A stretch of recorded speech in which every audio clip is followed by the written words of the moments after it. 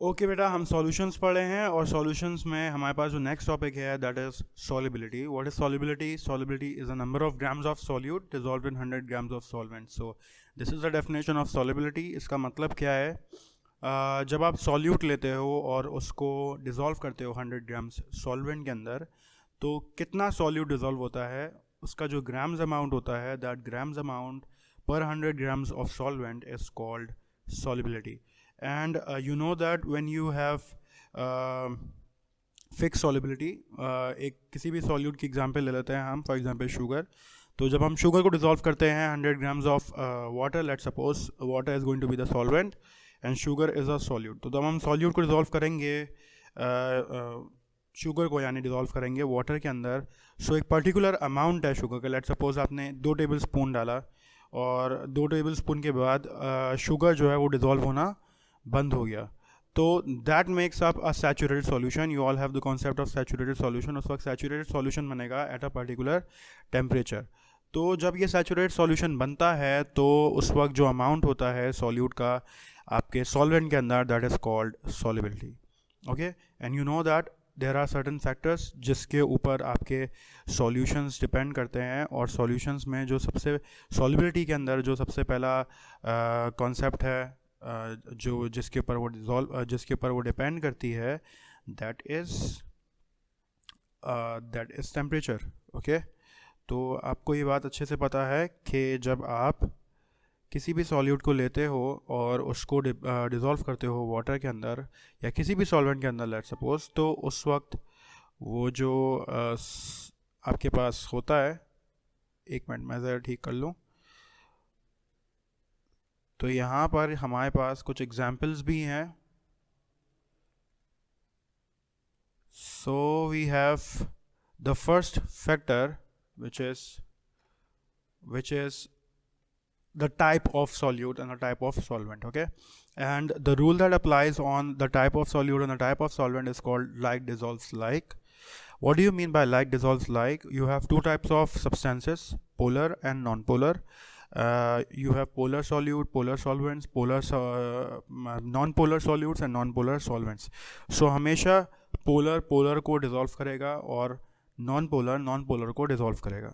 Okay, so this rule is actually called like dissolves like, यानी कि जो जैसा है वो वैसे को डिजॉल्व करेगा. And you know that ionic solids, all of the ionic solids are polar in nature and most of the covalent compounds are non-polar in nature. So usually हम ये कहते हैं कि ionic solids जो होते हैं, not all the ionic solids but most of the ionic solids dissolve in polar solvents and like water. Okay, and most of the non-polar covalent compound dissolve in non-polar solvents. So solutes dissolve in non-polar solvents. तो यहाँ पे ये rule एक particular कोई fix rule नहीं है कि हमेशा पोलर को डिसॉल्व करे और नॉन पोलर को डिसॉल्व करे. It's a general rule. ठीक है, कुछ एक्सेप्शंस हैं, जैसे sugar for example. Sugar is covalent compound but it is non polar. Okay, so non polar होती है sugar and it is also covalent but still it dissolves in water which is polar in nature. तो यहाँ पे ये rule कोई fix rule नहीं है कि सारे सॉल्यूट्स और सॉल्वेंट्स के ऊपर अप्लाई होगा, but it is a general rule. Okay, so the first thing is the nature of solute and solvent. The second factor on which the solubility depends is solute and solvent interaction. How solute is interacting with the solvent. ये हम आगे जाके इसको detail में discuss करेंगे कि किस तरीके से जब हम किसी सॉल्यूट को सॉल्वेंट में डालते हैं तो वो आपस में इंटरेक्शन करते हैं. But for water, let suppose हमारे पास वाटर एक पोलर सॉल्वेंट है और आपको पता है it is a universal solvent. जब हम वाटर के अंदर किसी भी सॉल्यूट को डिसॉल्व करते हैं तो होता यह है कि लेट सपोज अगर हम NaCl को डाल रहे हैं वाटर के अंदर, you know that NaCl is ionic compound. और जब हम उस आयनिक कंपाउंड को वाटर में डालेंगे तो आयनिक कंपाउंड के अंदर होता है crystal lattice. Okay, so water क्या करेगा, वाटर जैसे ही आयनिक कंपाउंड के साथ इंटरेक्ट करेगा तो वो उसके क्रिस्टल लैटिस को ब्रेक करेगा and as a result all the ions will set free and they will dissolve in water. So this is called solute and solvent interaction. ये आपस में किस तरीके से इंटरेक्ट करते हैं. ठीक है, and a third very important factor on which solubility depends is called temperature. तो टेम्परेचर के ऊपर किस तरीके से डिपेंड करता है, हम कहते हैं यूजुअली कि जब हम किसी भी सॉल्यूट को सॉल्वेंट में डिज़ोल्व करते हैं तो टेम्परेचर इंक्रीज करने से सॉल्बिलिटी बढ़ जाती है, ठीक है। लेकिन यहाँ पे कुछ एक्सेप्शंस भी हैं, और वो एक्सेप्शंस क्या है, let's look at those exceptions. हमारे पास एक ग्राफ है जिसमें हमें कुछ सॉल्ट्स दिखाई दे रहे हैं, जैसे कि sodium nitrate, calcium chloride, we have lead nitrate, sodium chloride, potassium nitrate, potassium chloride, potassium dichromate, potassium chlorate and caesium sulphate. So हमारे पास कुछ सॉल्ट्स हैं, and you have to remember the trends of these salts, how they dissolve in water when you increase the temperature. सही है। तो usually हम क्या कहते हैं, जब टेम्परेचर इंक्रीज किया जाता है तो सॉलिबिलिटी बढ़ जाती है, लेकिन ये सारे सॉल्ट्स के ऊपर या सारे सॉल्यूट्स के ऊपर अप्लाई नहीं होता, ठीक है। लेट्स सपोज हमारे पास NaNO3 है, तो हम देख रहे हैं यहाँ पे जैसे ही हम 100 ग्राम्स वाटर के अंदर ये NaNO3 बढ़ाएंगे टेम्परेचर के साथ, इसको डिज़ोल्व करेंगे, तो टेम्परेचर बढ़ाने से इसकी सॉलिबिलिटी स्ट्रेट बढ़ रही है, ठीक है। तो स्ट्रेट लाइन अगर ऊपर जा रही है तो ये आपको क्या शो करेगी, ये आपको शो कर रही है कि ये टेम्परेचर के साथ इसकी सॉलिबिलिटी इंक्रीज़ हो रही है, ठीक है। इस तरीके से अगर आप यहाँ पे देखो, ये जो येलो वाली लाइन है, लेड नाइट्रेट की सॉलिबिलिटी भी बढ़ रही है, ठीक है। टेम्परेचर इंक्रीज़ करने से दो सॉल्ट्स की हमारे पास सॉलिबिलिटी बढ़ी, बल्कि दो, ये वाला भी बढ़ रहा है, पोटेशियम क्लोरेट, और पोटेशियम डाइक्रोमेट भी हमारे पास K2Cr2O7 ये भी बढ़ रही है, ठीक है। तो 4 सॉल्ट्स ऐसे हैं जिनकी सॉलिबिलिटी इंक्रीज़ हो रही है by increasing temperature: sodium nitrate, calcium chloride, potassium dichromate and potassium chlorate. In case of NaCl and KCl, there is slight increase, but we usually say that sodium chloride and potassium chloride, their solubilities do not depend on increasing temperature, ठीक है। क्योंकि इनकी solubility में बहुत slight change आता है temperature increase करने से, they are very very soluble, and that is why temperature does not affect the solubility of sodium chloride and potassium chloride. Remember this. And the third case is when you have decreasing the solubility. यहाँ पे हमारे पास एक salt है which is caesium sulphate. Caesium sulphate की solubility temperature increase करने से decrease हो रही है, क्योंकि ग्राफ नीचे की तरफ आ रहा है। जब भी ग्राफ ऊपर जाता है तो हम कहते हैं कि सॉलिबिलिटी बढ़ रही है, और जब ग्राफ नीचे आएगा तो हम कहेंगे कि सॉलिबिलिटी कम हो रही है। So you can see that जैसे ही मैं टेम्परेचर बढ़ाता हूँ तो सॉलिबिलिटी एक पॉइंट पर आके, जैसे फॉर एग्जांपल 40 डिग्री सेल्सियस पर आके ये कांस्टेंट वैल्यू हो गई, तो इसका मतलब सीजियम सल्फेट की जो सॉलिबिलिटी है वो टेम्परेचर इंक्रीज़ करने से पहले डिक्रीज़ होती है और फिर कांस्टेंट हो जाती है। तो ये चीज़ें आप लोगों को याद रखनी है इस ग्राफ में, कि इस ग्राफ को हम कैसे प्रिडिक्ट करते हैं, ठीक है। Okay, next thing that is we have temperature change. जब हम कुछ सॉल्ट्स लेते हैं, फॉर एग्जांपल हमारे पास 3 एग्जांपल हम ले लेते हैं, पोटेशियम नाइट्रेट की, लिथियम सल्फेट की और सोडियम क्लोराइड की। 3 एग्जांपल हम लेते हैं। जब हम सॉल्ट्स को डिज़ोल्व करते हैं वाटर के अंदर तो टेम्परेचर चेंज आता है। हम देखते हैं कुछ सॉल्ट्स जब वाटर के अंदर डिज़ोल्व होते हैं तो टेम्परेचर इंक्रीज़ होता है, ठीक है। कुछ सॉल्ट्स जब डिज़ोल्व होते हैं वाटर के अंदर टेम्परेचर डिक्रीज़ हो जाता है, कम हो जाता है। और कुछ सॉल्ट्स ऐसे होते हैं जो कि जब डिज़ोल्व होते हैं तो वो सॉल्यूशन के टेम्परेचर में कोई चेंज नहीं लेकर आते हैं। तो हमारे पास 3 पॉसिबिलिटीज़ हैं कि जब हम सॉल्ट को लेंगे, सॉल्वेंट में dissolve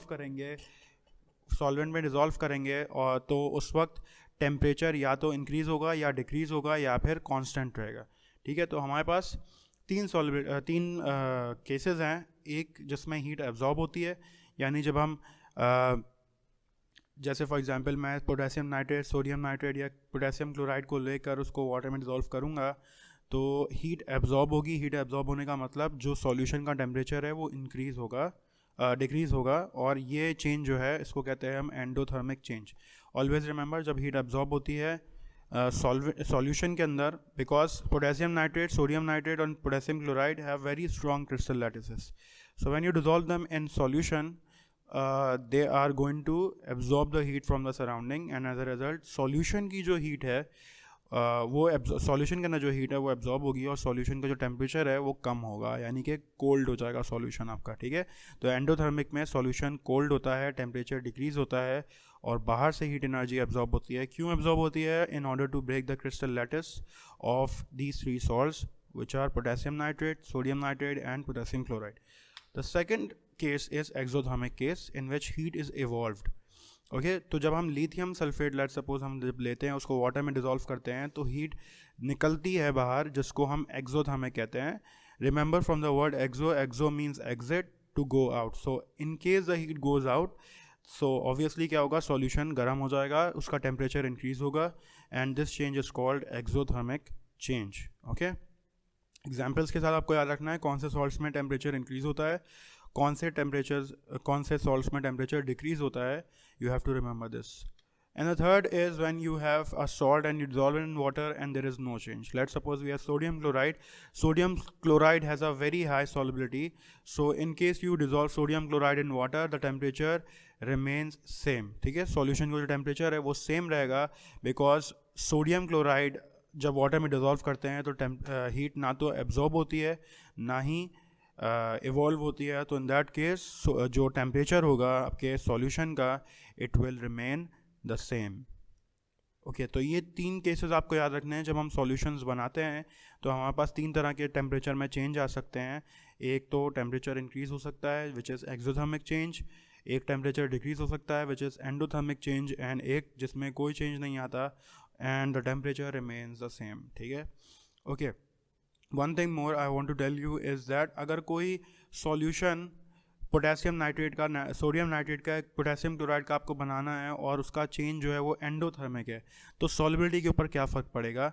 you always remember endothermic के केस में उसको हीट चाहिए, वो हीट बाहर से एब्जॉर्ब कर रहा है।